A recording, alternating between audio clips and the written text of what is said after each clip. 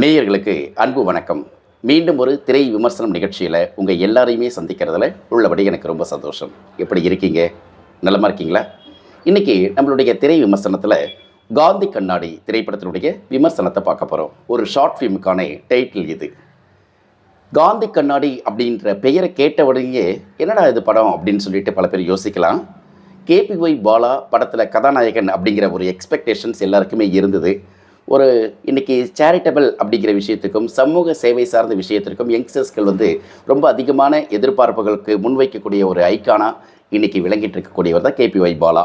பாலாவுடைய கேரியரில் இந்த படம் அவரை ஹீரோவாக காட்டுது அப்படின்னோடனே எல்லாருக்குமே ஒரு எதிர்பார்ப்பு காத்துக்கிட்டு இருக்கு. செப்டம்பர் 5 அன்று வெளிவர காத்திருக்கக்கூடிய காந்தி கண்ணாடி திரைப்படத்தை ரொம்ப எதிர்பார்ப்புகளோடு இருக்கும்போது பத்திரிகையாளர்கள் திரையிடலில் பார்த்துட்டு இந்த படத்தை விமர்சனம் பண்ணுறோம். இன்றைக்கி நிகழ்ச்சியினுடைய திரை விமர்சனத்தில் இடம்பெற்றிருக்கக்கூடிய திரைப்படம் காந்தி கண்ணாடி. வாங்க நிகழ்ச்சிக்கு போகலாம்.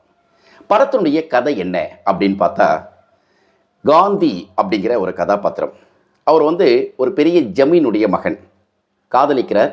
அந்த காதலியுடைய பேர் கண்ணம்மா.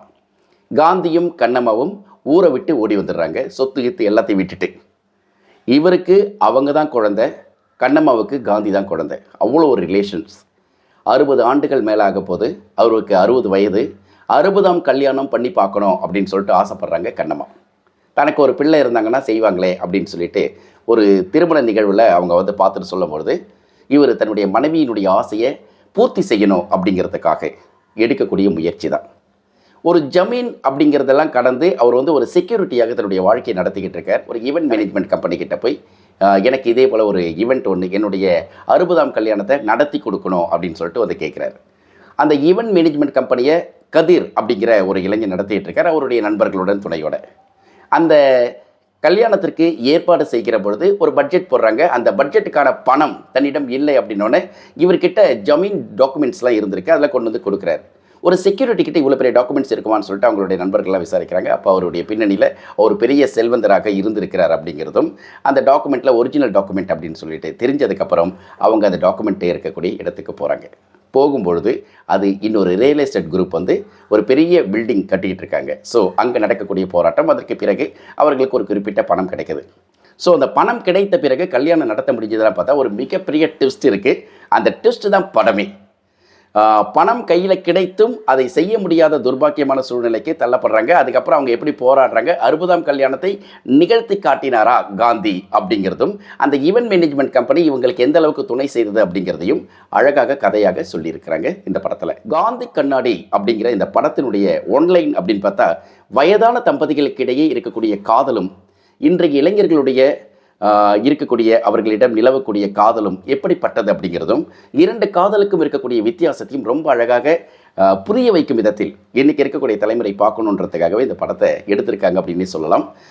எத்தனையோ திரைப்படங்கள் பார்க்குறோம், ஆனால் காந்தி கண்ணாடி கதை பின்னணியில் இருக்கக்கூடிய ஒரு சுவாரஸ்யம் நிறைந்த திரைப்படம் அப்படிங்கிறதுல எந்த ஒரு மாற்று கருத்துமே இருக்காது. படத்தில் பாலாஜி சக்திவேல் காந்தி அப்படிங்கிற ஒரு கதாபாத்திரமாக நடிச்சிருக்கார். காந்தி அப்படின்னா அந்த கதாபாத்திரம் ஒரு செக்யூரிட்டி, ஒரு வயதான ஒரு 60 வயது நிறைந்த ஒரு மனிதன் எப்படி இருப்பார், ஒரு இன்னசென்ட்டான ஒரு கேரக்டர். பாலாஜி சக்திவேல் மிக அழகாக பொருந்தி இருக்கிறார் அந்த கேரக்டரில். அவர் நடிப்பு, அவருடைய உடை, அவருடைய டைலாக் டெலிவரி, அவருடைய பாடி லாங்குவேஜ் எல்லாமே பர்ஃபெக்டாக, அதாவது ஒரு காந்தி அப்படிங்கிற அந்த வாழ்ந்து கெட்ட ஒரு ஜமீனுடைய வாரிசு கல்யாணம் பண்ணிவிட்டு தன்னுடைய காதலுடன் நான் ஊரை விட்டே ஓடி வந்த ஒரு மனிதன் ஒரு செக்யூரிட்டியாக வாழ்ந்துகிட்டு இருக்கும்போது அவங்ககிட்ட இருக்கக்கூடிய அந்த உணர்வுகளை பிரதிபலிக்கக்கூடிய முகபாவனம் ரொம்ப அற்புதமாக பண்ணியிருக்கார். அவர் தான் படத்தினுடைய கதையினுடைய நாயகனாகவே நான் பார்க்குறேன். அவர் தான் கதையின் நாயகனும் கூட, காந்தி அப்படிங்கிற அந்த கதாபாத்திரம். ஸோ அவருடைய மனைவியாக அர்ச்சனா மேடம் நடிச்சிருக்காங்க. அர்ச்சனா மேடத்தினுடைய நடிப்பை பற்றி சொல்லவே வேண்டாம். ஆனால் படம் முழுக்க ட்ராவல் பண்ணுறதில் பாலாஜி சக்திவேல் தனக்கான ஸ்கோரை ரொம்ப அழகாகவே பண்ணிகிட்ருக்கார். ஒவ்வொரு ஃப்ரேம்லேயும் பாலாஜி சக்திவேல் அந்த காந்தியாகவே வாழ்ந்திருக்கார் அப்படின்னு சொல்லலாம். என்னடா இவ்வளோ பெரிய அளவுக்கு இவர் ஸ்கோர் பண்ணிகிட்டு இருக்காரு. அவருடைய மனைவியாக கண்ணமாக நடிச்சிட்டு இருக்கக்கூடிய அர்ச்சனா மேடம் எதுவுமே பண்ணலையேன்னு பார்த்தா, கடைசி நேரத்தில் அவங்க பண்ணக்கூடிய அந்த கிளைமேக்ஸ் காட்சிகளுக்கு இடையில் அவங்களுடைய காட்சியும் அவங்களுடைய நடிப்பும் ஒட்டு மொத்தமாக நான் ஒரு 4 ஃப்ரேமில் நின்னா கூட அத்தனை பேர் தூக்கி சாப்பிட்ருவேன் அப்படிங்கிற அளவுக்கு அர்ச்சனா அப்படிங்கிற அவங்களுடைய கண்ணம்மா கதாபாத்திரத்தை தூக்கி நிப்பாட்டுறாங்க. ஸோ இவர்கள் இருவருடைய பாண்டு, இவர்களுடைய காதல், இவர்களுடைய 60 ஆண்டு வாழ்க்கை முறை ஸோ ரொம்ப அழகாகவே படத்தில் அப்படியே ட்ராவல் ஆகிட்டு போயிட்டுருக்கு. இந்த கதைக்குள்ளார தான் நம்மளுடைய கேபிஒய் பாலா வரார். ஸோ பாலா கதிர் அப்படிங்கிற ஒரு கதாபாத்திரத்தில் நடிக்கிறார். அவருடைய காதலியாக நமிதா கிருஷ்ணமூர்த்தி நடிச்சிருக்காங்க. நமிதா கிருஷ்ணமூர்த்திக்கு பெரிய அளவுக்கு சொல்லிக்கிற மாதிரி ரோல் இல்லை, இருந்தாலும் கூட ஒரு கதாநாயகிக்குரிய ஒரு தெளிவான ஒரு மனநிலையுடையும் ஒரு அழகான, அதாவது ஒரு இன்றைய தலைமுறையை பிரதிபலிக்கக்கூடிய ஒரு எளிமையான இன்னசென்ட்டான, அதை கொஞ்சம் புத்திசாலித்தனமான ஒரு பெண்ணாக, எல்லாத்துலேயுமே கராராக இருக்கக்கூடிய கேரக்டராக கதிர். இந்த 2 பேருடைய காதல் இந்த இடத்துல தான் வேரியேஷனே காட்டுறாங்க. அழகாக அந்த 60 வயது நிறைந்த பாலாஜி சக்திவேலினுடைய காதல் வாழ்க்கையும் ஒரு 20-25 வயதுக்குள்ளே இருக்கக்கூடிய ஒரு இளைஞனுடைய காதல் வாழ்க்கையும் கதிரையும் நமிதா கிருஷ்ணமூர்த்தியையும் இணைக்கக்கூடிய அந்த காதலுக்குள் ஒரு 2 விதமான ஒப்பீடுகளை ரொம்ப அழகாக வச்சிருக்கிறார் இயக்குனர். இந்த இடத்துல ஒரு ஹீரோயிசமான பின்னணியில் கேபிஒய் பாலாவை பெரிய அளவுக்கு போர்ட்ரேட் பண்ணாமல் ஃபஸ்ட்டு ஒரு 2-3 சீனில் மட்டும் அப்படியே காமிச்சிட்டு அப்படியே அவரை வந்து அப்படியே ஸ்லோவாக படத்தில் அவர் ஒரு சம்மந்தப்பட்ட அந்த கதாபாத்திரத்துக்குள்ளேயே ட்ராவல் பண்ண வச்சு ஒரு இடத்துல ஹீரோயிசத்துக்கான ஃபைட் சீனை வச்சு அதுக்கப்புறம் சென்டிமெண்ட்டான சில விஷயங்களை வச்சு அப்படியே ஹீரோக்கு இதுதான் தேவை. இந்த படத்தில் கேபிஒய் பாலா ஹீரோவாக நடிச்சிருக்காரு அப்படிங்கிறதுல எந்த விதத்திலையும் சமரசம் செய்யாமல் ரொம்ப அழகாக தெளிவாக அந்த கேரக்டரை கொண்டு போய் நிப்பாட்டியிருக்காங்க. பாலாவும் ரொம்பவே அழகாகவே இந்த படத்தில் நடித்திருக்கிறார் அப்படின்னே சொல்லலாம். அப்புறம் பாலாவுடைய நண்பர்களாக ஒரு சிலர் வராங்க. ஜீவா சுப்பிரமணியன், அப்புறம் வந்து இந்த பக்கத்தில் ஆராத்யா, அப்புறம் மதன், இவங்கெல்லாம் வந்து அந்த ஈவென்ட் மேனேஜ்மெண்ட் கம்பெனியில் வேலை செய்யக்கூடியவர்களாக இருக்காங்க. இன்னொரு முக்கியமான விஷயம் அமுதவாணன் இந்த படத்தில் பாலாஜி சக்திவேலுடைய நண்பராக அவர் ஒன் ஆஃப் த செக்யூரிட்டியாக நடிச்சிருக்கார். அவரும் படத்தில் பல இடங்கள் அப்படியே அவருடைய காட்சிகளில் கொடுக்கப்பட்ட வேலையை ரொம்ப அழகாக பண்ணிகிட்ருக்கார். அமுதவாணன் ஒரு காமெடி சென்ஸோடு இல்லாமல் இதில் வந்து சென்டிமெண்ட் கலந்த ஒரு விஷயத்தோடு இருந்தாலும் கூட இந்த ஈவென்ட் மேனேஜ்மெண்ட் கம்பெனியில் பேசிகிட்டு இருக்கும்போது ஒரு டயலாக் பேசுகிற இடத்துல சின்ன சின்ன விஷயங்கள் ஒரு மெனு கார்டு கொடுத்து இவங்களுக்கு என்னெல்லாம் வேணும்னு சொல்லிட்டு ஃபிக் பண்ணார். 2 ஒரு காஃபி, அவருக்கு ஸ்ட்ராங்காக கொஞ்சம் இது அப்படின்னு சொல்லுவார். அந்த இடத்துல ஏதோ மெனு கார்டு பார்த்த உடனே ஹோட்டலில் சப்ளையர் கொடுத்தோன்னு நம்ம பார்த்து டிக் பண்ணி சொல்லுவோம் இல்லையா, அந்த மாதிரியான மனநிலையில் இருக்கக்கூடிய ஒரு இன்னசென்சியான ஒரு காமெடி டெலிவரி வந்து ரொம்ப அழகாக இருந்தது. அமுதவாணன் ரொம்ப அழகாக நடிச்சிருந்தார் இந்த படத்தில். எங்கேருந்து கதை ஆரம்பிக்குது அப்படின்னு பார்த்தீங்கன்னா, ஓப்பனிங் எடுத்தவனையே கோமதி அம்மாள் ஆதரவற்றோர் இல்லம் அப்படின்னு சொல்லிட்டு ஒரு போர்டு காட்டுறாங்க. உடனே உள்ள நுழைஞ்ச உடனே கேமரா என்ன பண்ணுறது, காந்தி எங்க காந்தியை காணலை அப்படின்னு சொல்லிட்டு நம்மளும் கூடவே சேர்த்து தேட ஆரம்பிக்கிறோம். எங்கே காந்தி யார் காந்தி அப்படின்னு சொல்லிட்டு காந்தியை ட்ராவல் பண்ணி தேட ஆரம்பிக்க உடனே அடுத்த ஃப்ரேம்லேயே பார்த்தீங்கன்னா அடுத்த சீன்லேயே காந்தி என்பவர் ஒரு வயதானவர், ஒரு 60 வயது செக்யூரிட்டி, அவருடைய மனைவி பேர் கண்ணம்மா, அவங்களுக்குள்ள ஒரு வாழ்க்கை இருக்குது, அதை தான் இவங்க தேடுறாங்க போல இருக்குது அப்படின்னு சொன்னால் காந்தியுடைய கண்ணாடி இங்கே இருக்குது, காந்தியை காணோம் அப்படின்னு சொன்னோன்னே நம்ம அப்படியே விழுந்தடிச்சு போய் தேட ஆரம்பிக்கிறோம். ஆனால் படம் வந்து லீனியரில் ஆரம்பித்து நான் லீனியருக்குள்ளே போய் மறுபடியும் லீனியருக்குள்ளே வந்து மறுபடியும் ஒரு சில இடங்கள் அப்படியே நம்மளை வந்து குழப்பி விட்டுடுச்சு. இருந்தாலும் அந்த படத்தின் பாதி வரைக்கும் ரொம்ப அழகாகவே கொண்டு போயிருக்கக்கூடிய சாமர்த்தியம் பாராட்டக்கூடிய விஷயம். அப்போ அந்த இடத்துல காந்தி யார் அப்படின்னு சொல்லிட்டு நம்ம தேட ஆரம்பிக்கிறோம்ல, கிளைமேக்ஸில் போனீங்கன்னா நாம் தேடிய காந்தி நாம் பார்த்த காந்தி அல்ல. அப்போ அந்த காந்தி யார் அப்படிங்கிறத படத்தை பார்த்து தெரிஞ்சுக்கோங்க. ரொம்ப சுவாரஸ்யமாக பண்ணியிருக்காங்க. அந்த காந்தி யார், இந்த காந்தி யார். அதே போல் கண்ணம்மாவுடைய கேரக்டர் கடைசியில் என்ன செஞ்சாங்க அப்படிங்கிறதையும் இவர்களுடைய எதிர்பார்ப்புகளுக்கு இடையில் இந்த விஷயம் போயிட்டுருக்கு இல்லையா, அதில் வந்து ஒரு முக்கியமான அரசியல் பின்னணியை வச்சுருக்காங்க. அந்த அரசியல் பின்னணி தான் இந்த படத்தினுடைய மிகப்பெரிய நாட். ஆனால் முதல் பாதி ரொம்ப சுவாரஸ்யமாக காதல் பின்னணியும் அழகாக சொல்லிட்டு போய் தம்பதிகளுக்குள்ளே இருக்கக்கூடிய நெருக்கத்தை சொல்லிட்டு இருக்கும்போது அப்படியே செகண்ட் ஹாஃபில் ஒட்டுமொத்தமாக இன்னொரு அரசியல் பின்புலத்தையும் ஒரு ஏழை எளிய மக்கள் ஒரு விஷயத்தால் பாதிக்கப்படுற அரசாங்கம் எடுக்கக்கூடிய ஒரு முடிவால் பாதிக்கப்படுகிறார்கள் அப்படிங்கிறத அழகாக சொல்லியிருக்கிற விஷயம் வந்து பாராட்டும்படி இருக்கிறது அப்படிங்கிறத நம்மளால் ரொம்ப ஆணித்தரமாக சொல்ல முடியுது. அதனாலேயே செகண்ட் ஹாஃபில் வந்து கொஞ்சம் அலுப்பு தட்டினாலும் அந்த அலுப்பு தட்டுறதுக்கு தாண்டி சில சென்டிமெண்ட்டான சில காட்சிகள் நம்மளை அது வந்து காம்ப்ரமைஸ் பண்ண வைக்குது, அதை அக்செப்ட் பண்ணிக்க வைக்குது. அதுதான் புத்திசாலித்தனம் படத்தினுடைய ஒட்டுமொத்த குழுவுக்கு இருந்திருக்கு அப்படின்னு நான் சொல்லுவேன். சரியா, அடுத்து படத்தினுடைய ஒளிப்பதிவுக்கு போகலாம். படத்தினுடைய ஒளிப்பதிவு பாலாஜி கே ராஜா. படத்தினுடைய ஆரம்ப காட்சியிலேருந்து கடைசி காட்சி வரைக்கும் ஒரு தேடுதல் இருந்துக்கிட்டே இருக்குது அந்த கேமராக்குள்ளர. நிறைய காட்சிகள் ஒரு தெளிவான ஒரு ஃபுட்டேஜ் கொடுக்கணும் அப்படிங்கிறதுல அவர் வந்து மெனக்கிட்டு இருக்கார். இருந்தாலும் இந்த படத்தினுடைய நிறைவுக்கு மத்தியில் ஒரு சில குறைகளும் கேமராவில் கண்டுபிடிக்க முடிஞ்சது. என்ன அப்படின்னா, எல்லா இடத்திலும் ஷேக்கிங் இருக்குது. படம் முழுக்க இங்கே ஒரு இடத்தில் ஆட்டம் போட்டுக்கிட்டே இருக்குது கேமரா ஏன் ஆட்டம் போட்டுது அப்படிங்கிறத தாண்டி அவர்கள் ஏதாவது வித்தியாசமாக பண்ணணும்னு முயற்சி பண்ணியிருக்காங்கன்னு சொல்லிட்டு ஒவ்வொரு காட்சியிலும் நம்ம ஏதோ ஒன்று தேட ஆரம்பிக்கிறோம். ஒருவேளை இதுக்காக தான் பண்ணியிருப்பாங்களோ, அதுக்காக பண்ணியிருப்பாங்களா, ஏன் இப்படி ஆட்டுறாங்க கேமராவை அப்படின்ட்டு அதை மட்டும் கொஞ்சம் சரிப்படுத்தி இருந்தால் கொஞ்சம் கண்ணுக்கு வலி என்கிற ஒன்று குறைந்திருக்கும். அதனால் இந்த இடத்துல வந்து கேமராவில் பாலாஜி கே ராஜா அவர்கள் கொஞ்சம் மெனக்கெட்டு இருக்கலாம், அல்லது இந்த காட்சியினுடைய பின்னணியில் இந்த கேமரா ஆட்டத்தை கொஞ்சம் நிறுத்தி இருந்தால் பார்வையாளர்களுடைய கண்ணுக்கு அவர் கொஞ்சம் சந்தோஷத்தை கொடுத்திருப்பார் அப்படிங்கிறத நம்மளால் பதிவு செய்ய முடியும். ரைட். படத்தினுடைய படத்தொகுப்பு சிவானந்தீஸ்வரன் இந்த படத்தினுடைய தொகுப்பாளர். ஏற்கனவே அவர் வந்து இந்த மாதிரியான அருமையான கதைக்களம் நிறைந்த படங்களுக்கு படத்தொகுப்பாளராக வேலை செஞ்சிட்ருக்கார். சிவாவுடைய படத்தொகுப்பு ரொம்ப அருமையாக இந்த படத்தில் துணை செஞ்சிருக்குன்னே சொல்லலாம். ஆனால் ஒரு சில காட்சிகளை நல்லா யோசிக்கும் பொழுது எப்படி விட்டாங்க அப்படிங்கிறத நம்மளால் ஜீர்ணிக்கவே முடியல. காரணம் என்ன அப்படின்னா, ஒரு பக்கம் காந்தியை தேடிட்டு இருக்கும்போது ஏற்படக்கூடிய பின்னணியும், காந்தி யார் அப்படின்னு நம்ம உணர்றதுக்கு முன்னாடி இன்னொரு காந்தியை காட்டுறாங்க. அதில் போயிட்டு இருக்கும்போது காந்தியுடைய பாயிண்ட் ஆஃப் வியூவில் ஒரு கதை சொல்கிற மாதிரியான சில காட்சிகள் போகுது. அது ஏன் டைரக்டர் தெரிஞ்சு எடுத்தாரா, அல்லது தெரியாமல் கதையில் வந்துடுச்சா, இல்லை இந்த ஃபுட்டேஜை கட் பண்ணலாம்னு நினச்சி விட்டாங்களா அப்படின்னு தெரியாது. இருந்தாலும் அந்த இடத்துல காந்தியினுடைய பாயிண்ட் ஆஃப் வியூவில் ஒரு கதையை சொல்கிற இடத்துல எடிட்டிங்கில் கொஞ்சம் கத்திரி போட்டு இருந்திருக்கலாம். அந்த சீனையை எடுத்துகிட்டு இருந்தால் கூட கதை நல்லா அழகாக போயிருக்கும் அப்படிங்கிறது ஒரு யதார்த்த உண்மை. அதே மாதிரி கேமராவில் ஒரு தவறு செஞ்சுருப்பாங்க. காந்தியுடைய கண்ணாடி உடைப்பட்டு விடும் ஒரு இடத்துல. அவர்கிட்ட இருந்து பணத்தை பறிக்கிறதுக்கு கும்பல்கள் வந்து அந்த பணம் திருடக்கூடிய பணத்தை அவர்கிட்ட அபகரிக்கணும் அப்படின்னு நினைக்கக்கூடியவர்கள் அவர் அடித்து உதைச்சு அந்த பையை வந்து இழுக்கும் பொழுது காந்தியினுடைய கண்ணாடி உடைஞ்சிடும், பாலாஜி சக்தியுடைய கண்ணாடி உடைஞ்சிடும்.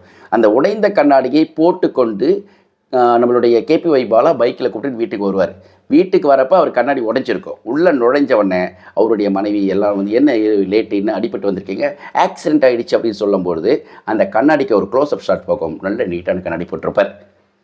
ஆனால் அந்த கண்ணாடிக்காக அவங்க எடுக்கக்கூடிய ஒரு சீனும் காட்சியும் ரொம்ப சுவாரஸ்யம் அப்படின்னா அது பின்னாடி நான் விமர்சனத்தில் சொல்கிறேன். அப்போ இந்த இடத்துல வந்து எடிட்டிங்கில் இதை விட்டுருக்கலாம். அந்த பர்டிகுலர் க்ளோஸ்அப் ஷாட்டை கட் பண்ணி தூக்கிட்டு அதுக்கு பதில் வேறு ஏதாவது சீன் வச்சுருந்துருக்கலாமோ அப்படிங்கிற ஒரு எண்ணத்தை உண்டாக்கி இருக்கிறது. மற்றபடி இதெல்லாம் வந்து பெரிய விஷயம் இல்லைடா அப்படின்னு நம்ம சொன்னாலும் கூட ரொம்ப அற்புதமான ஒரு விஷயத்துக்கு இந்த விஷயமும் ஒரு துருத்தலாக தெரியுது அப்படிங்கிறத நம்மளால் மறுக்க முடியாது. அதுக்கப்புறம் படத்துக்கூட இசை விவேக் மெர்வின் 2 பேர் பண்ணியிருக்காங்க. விவேக் மெர்வினுடைய இசை வந்து இந்த படத்துக்கு பின்னணி ரொம்ப ரொம்ப அவசியம். ஏன்னா ஒரு பின்னணியால் இந்த படத்தை தூக்கி நிப்பாட்டியிருக்கலாம். ரொம்ப அற்புதமான ஒரு படமாக, நல்ல காட்சியும் உணர்வு பூர்வமான ஒரு படம் அப்படின்னா பின்னணி இசை எவ்வளோ அவசியம் அப்படிங்கன்னா சில இடங்களில் அப்படியே இறைச்சலாக இருக்குது. பல இடங்களில் வந்து பின்னணி இசையெல்லாம் மௌனமாக விட்டுருந்தா கூட நல்லா இருந்திருக்குமோ அப்படிங்கிற மாதிரி தோணுது. இருந்தாலும் இன்றைய தலைமுறைக்கு கொஞ்சம் அந்த ஒரு ஸ்பீட்னஸ் வேணும் அப்படிங்கிறதுக்காக அவர்கள் யாரையும் காப்பி அடிக்காமல் சொந்தமாக பண்ணியிருக்கிறது கொஞ்சம் வரவேற்கலாம். இருந்தாலும் விவேக் மெர்வின் இந்த படத்துக்கான ஸ்கோப்பில் இருக்கக்கூடிய பின்னணி இசையை இசைக்காமல் போயிருந்த தங்களுடைய வாய்ப்பை கோட்டை விட்டு விட்டார்கள் அப்படின்னு நம்மளால் சொல்ல முடியும் பகிரங்கமாகவே. 2 பாட்டு இருக்குது. புல்லட் 20 அப்படின்னு ஒரு பாட்டு, அப்புறம் வந்து திமிருக்காரி அப்படிங்கிற ஒரு 2 பாட்டு. திமிருக்காரி வந்து நம்ம இயக்குனரே ஷெரீப்பே வந்து எழுதியிருக்காரு. ஸோ இந்த 2 பாடலுமே அந்த பாட்டு புல்லட் 20 வந்து கார்த்திக் வந்து பண்ணியிருக்காரு. ஸோ இந்த 2 பாடல்களும் பார்க்கலாம் கேட்கலாம் அப்படின்னாலும் தியேட்டரில் பார்க்கும்போது இறையுது, ஒரு இறைச்சல் இருக்குது. அதாவது இன்னும் ஒரு வேளை சரியான சவுண்டு குவாலிட்டி இல்லாமல் இருக்கா அல்லது என்ன தெரியல, ஒரு இறைச்சலாகவே இருக்கிற மாதிரி ஒரு ஃபீல் இருக்கே தவிர மற்றபடி 2 பாடல்கள் தரம் அப்படின்னு சொல்லிக்க முடியும். அதே போல் படத்துடைய கதை, திரைக்கதை, வசனம், இயக்கம் நம்மளுடைய ஷெரீப் தான் இந்த படத்தினுடைய கேப்டன். ரொம்ப அழகான படத்தை எடுக்கணும் அப்படின்னு ஆசைப்பட்டு எந்த ஒரு வல்காரிட்டியும் இல்லாமல் ரொம்ப எளிமையாக எடுத்திருக்கார். கேபிஒய் பாலாவை எப்படி பயன்படுத்தணும் அப்படிங்கிறத தெளிவாக புரிஞ்சு வச்சுருக்கார். ஒரு இன்றைய தலைமுறையில் அதிகமாக உதவிகள் செய்யக்கூடிய மக்களின் மக்களாக வாழ்ந்து கொண்டிருக்கக்கூடிய பாலாவை ஒரு காமெடியனாக காட்டாமல், ஒரு பெரிய ஹீரோயிசம் பின்னணியில் காட்டாமல், அவருக்கு என்ன கொடுத்தால் மக்கள் ஏற்றுக்கொள்வார்கள் அப்படிங்கிறதும் அவர் எதுக்கு பொருந்துவார் அப்படிங்கிறதையும் தெளிவாக புரிஞ்சுட்டு கதையின் நாயகனாக பாலாஜி சக்திவேலையும் நாயகியாக அர்ச்சனா அவங்களையும் வச்சுட்டு இளம் ஜோடிகளாக இவர்களையும் நமிதா கிருஷ்ணமூர்த்தியும் நம்மளுடைய பாலாவையும் இணைச்சு இவர்களுக்குள் இருக்கக்கூடிய பாண்டையும் உருவாக்கிய விதம் அற்புதம் அப்படின்னே சொல்லுவேன்.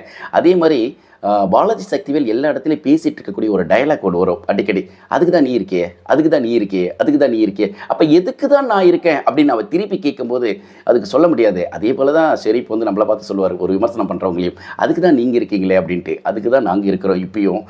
ஷெரீப் நீங்கள் பண்ணியிருக்கக்கூடிய இந்த விஷயம் உள்ளபடியே மனசை ஹார்ட் டச் பண்ணிச்சு. அப்படியே ஒரு இதயபூர்வமாக வருடல் மட்டும் இல்லை, அப்படி லைட்டாக ஒரு தொட்டுச்சு. 2வது ஒரு தயிர் சாதம், ஒரு தக்காளி சாதம், ஒரு சாம்பார் சாதம் சாப்பிட்டுட்டு 3 சாதம் 4 சாதத்துக்கு மேலே எதுவுமே இல்லையே அப்படின்னு பாலா கேட்கும்போது, ஆமாம், ஆனால் இருந்தாலும் என் மனைவியினுடைய சாப்பிட்டு முடிச்சோன்னா அவளுக்கு நான் நல்லா இருக்குன்னு சொல்கிறதுல என்ன குறைஞ்சி போயிட போகுது அப்படின்னு பாலாஜி சக்திவேல் பேசுகிற வசனமாகட்டும்.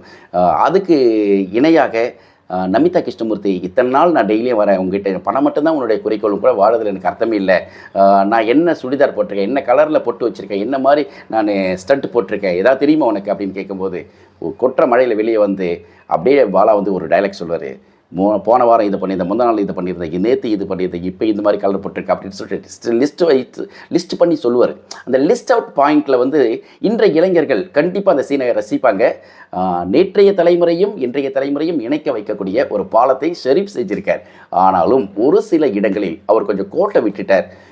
தேவையில்லாமல் டிமானிட்டைசேஷன் அப்படிங்கிற அந்த விஷயத்தை உள் வைத்தது கூட படத்துக்கான பலமாக இருந்தாலும் கொஞ்சம் எக்ஸாக்ரேஷன் மாதிரி இருக்குது, எக்ஸாக்ரேட்டாக இருக்குது அப்படிங்கிறது வந்து தவிர்க்க முடியவில்லை என்பதை பகிரங்கமாகவே சொல்ல முடியுது. இருந்தாலும் சின்ன சின்ன சின்ன சின்ன குறைகளை அங்கொன்றும் இங்கொன்றுமாக விட்டு இருந்தாலும் எல்லாத்தையும் ஓரங்கட்டிட்டு ஒரு முழு படத்தை காந்தி கண்ணாடி என்கிற ஒன்றை பார்ப்பதுக்கு மனசு ரொம்ப ரொம்ப ஏற்றுக்கொள்ளக்கூடியதாக இருக்குது. ஏன்னா 60 வயது திருமணத்தை கொண்டாடுவதற்கு அல்லது நடத்துவதற்கு தனக்கு பிள்ளை இல்லை, ஆனால் பிள்ளை இல்லாத குறையை தன்னுடைய மனைவிக்கு ஏற்படுத்தக்கூடாது. மனைவி தன்னை நம்பி வந்தவள், அவளுடைய சின்ன ஆசை என்ன, தனக்கு 60 கல்யாணம் பண்ணணும், அதுவும் அவளுடைய பெரிய அளவுக்கு ஊருக்கே கடா வெட்டி போடணும், அதை போடணும்னு சொல்கிறது, அதற்காக எதிர்பார்ப்புகளை முன்வைத்து கொண்டு இயங்கக்கூடிய கணவன்.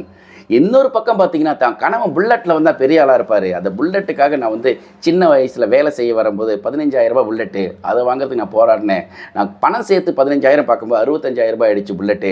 அதே புல்லட் இன்றைக்கி எவ்வளோ ஆகுதுன்னு தெரியல, ஆனால் 90,000 தான் நான் சேர்த்து வச்சுருக்கேன் அப்படின்னு சொல்லிட்டு பணத்தை கொண்டு வந்து அர்ச்சனா கேபிஒய் பாலா கிட்ட கொடுத்து, ஈவென்ட் மேனேஜ்மெண்ட் கம்பெனியில் கொடுத்து, என் கணவனுக்கு ஒரு புல்லட் வாங்கி கொடுத்துடு அப்படின்னு சொல்கிற இடம் இருக்கு இல்லையா, அந்த பணம் எதற்கு செலவழிக்கிறது போகிறப்ப உள்ளபடியாகவே ரொம்ப கஷ்டம். அந்த பணத்தை கொடுத்துட்டு கிளம்பும்போது ஒரு 1000 ரூபாய் எடுத்துக்கிட்டுமா அப்படின்வாங்க.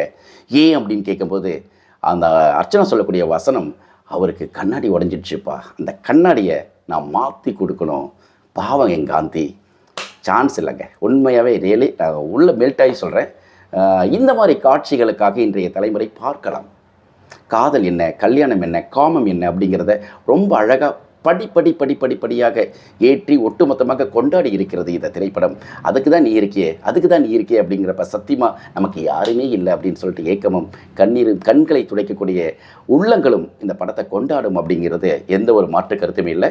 அழகான படத்தை ஷெரீப் டீம் கொடுத்துருக்கிறதுல உள்ளபடி நம்ம வாழ்த்தி வரவேற்கலாம். கேபிஒய் பாலாவுக்கு இந்த படம் ஒரு மிகப்பெரிய ரெட் கார்பெட், சிவப்பு கப்பலம் விரித்து கோடம்பாக்கத்தில் நடக்க விட்டு இருக்கிறது. மிகப்பெரிய உயரத்திற்கு வர நம்மளுடைய வாழ்த்துக்கள். ஷெரீப் மற்றும் டீமுக்கும் இந்த படத்தை இயங்கிய அத்தனை நண்பர்களுக்கு நம்மளுடைய வாழ்த்துக்களை தெரிவிக்கலாம். படத்தை பற்றி ஏதாவது கமெண்ட் ஏதாவது சொல்லணும் பிரியப்பட்டீங்கன்னா கமெண்ட் செக்ஷனில் போஸ்ட் பண்ணுங்கள். ஓகேவா? இந்த படத்துக்கு என்ன மார்க் தரப்போறீங்க அதை நீங்கள் கமெண்ட் செக்ஷனில் சொல்லுங்கள். சரியா? இது வரைக்கும் நான் மீடியாவை நீங்கள் பார்க்கல அப்படின்னாலும் சரி, இது வரைக்கும் பார்க்கல இப்போ தான் பார்த்து அப்படின்னாலும் நண்பர்களுக்கு ஷேர் பண்ணுங்கள், சப்ஸ்கிரைப் பண்ண மறந்துடாதீங்க. சரியா? மீண்டும் அடுத்த திரை விமர்சனம் நிகழ்ச்சியில் இன்னொரு நல்ல படத்தினுடைய விமர்சனத்துடன் உங்களை சந்திக்கிறேன். அதுவரை அன்பு வணக்கங்களையும் வாழ்த்துக்களையும் சொல்லி விடைபெற்றுக் கொள்கிறேன். இன்றும் உங்கள் நேசத்திற்குரிய Naga. See you. Bye bye.